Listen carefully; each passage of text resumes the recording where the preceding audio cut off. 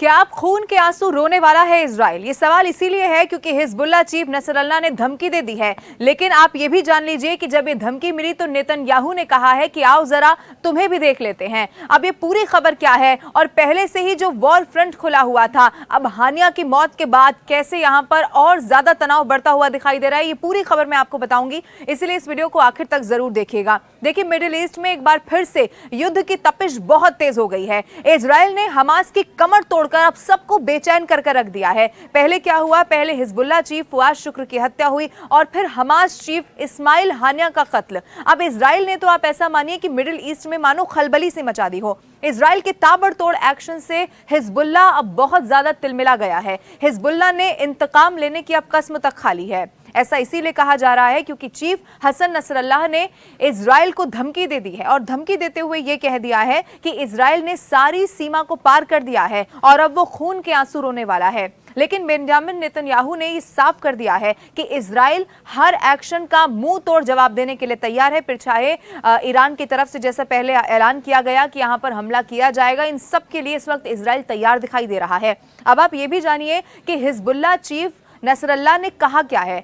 Nasrallah की तरफ से कहा गया है, हिजबुल्लाह कमांडर फवाद शुक्र और हमास चीफ इस्माइल हानिया की हत्या करके इजराइल ने रेड लाइन को क्रॉस कर दिया है। उसे प्रतिशोध का सामना करने के लिए अब तैयार रहना चाहिए। आगे उन्होंने ये भी कहा कि जंग अब नए चरण में प्रवेश कर गई है। आने वाले दिनों में इजराइल बहुत ज्यादा रोने वाला है और इजरायलियों के लिए भी कहा कि खून के आंसू यहां पर हम लोगों को देने वाले हैं।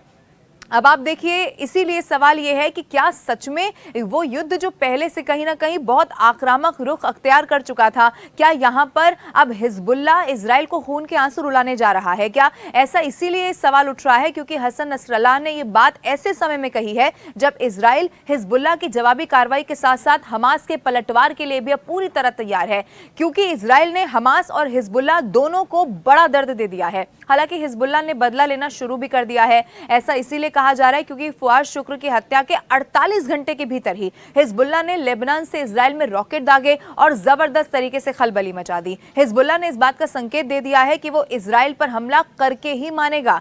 अब इसीलिए माना जा रहा है कि नसरल्लाह का क्या ये जंगे ऐलान है, क्योंकि हिजबुल्लाह के टॉप कमांडर फवाद शुक्र के जनाजे पर अपने भाषण में नसरल्लाह ने कहा है कि हिजबुल्लाह गाजा और फिलिस्तीनी लोगों के समर्थन की कीमत चुका रहा है। लेकिन उन्होंने ये भी कहा कि उनका समूह अब समर्थन के चरण से आगे निकल चुका है और उन्होंने सभी मोर्चों पर खुली लड़ाई का ऐलान कर दिया है। मैं आपको फिर बता दूं कि मंगलवार शाम को शुक्र की हत्या करीब 2 दशकों में ईरान समर्थित आतंकी समूह पर सबसे बड़ा वार थी और इससे गाजा युद्ध के साथ साथ इजराइल लेबनान सीमा पर तनाव ज्यादा बढ़ गया है और इसीलिए माना यह जा रहा है कि अब एक नया जो वॉर फ्रंट है वो खुल चुका है। लेकिन दूसरी तरफ बेंजामिन नेतन्याहू है जो हर तरह से तैयार हैं। अब नेतन्याहू ने क्या कहा है ये भी मैं आपको बताती हूँ। नेतन्याहू ने सीधा सीधा ये कहा है कि हम भी तैयार हैं।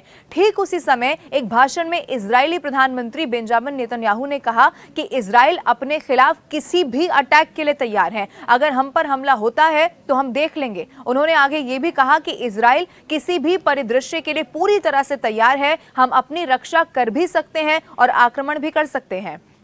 उन्होंने कहा कि हम किसी भी क्षेत्र से हमारे खिलाफ अटैक की बहुत भारी कीमत वसूल करेंगे। वहीं हसन नसरल्लाह ने कहा है कि इजराइल को करारा जवाब मिलेगा और इसी धमकी के साथ और उसके बाद आत्मविश्वास बढ़ता हुआ जो यहां पर इजराइल का नजर आ रहा है, ये साफ तौर पर माना जा रहा है कि वो वॉर फ्रंट जो पहले से खुला हुआ था जिसमें लगातार एक दूसरे पर हमले किए जा रहे थे, इस चेतावनी के बाद और खास तौर पर इस्माइल हानिया की मौत के बाद अब ये बवाल या फिर ये कहें युद्ध और ज्यादा आक्रामक रुख लेता जा रहा है। अब आने वाले में किसका क्या रुख होता है देखना होगा। लेकिन इसी तरह देश के साथ साथ विदेश से भी जुड़ी हुई हर खबर से अपडेट रहने के लिए आप न्यूज़ 18 इंडिया के साथ जुड़े रहिए और हमारा YouTube चैनल जरूर सब्सक्राइब करिए। और आपको वीडियो कैसा लगा कमेंट करके बताएं।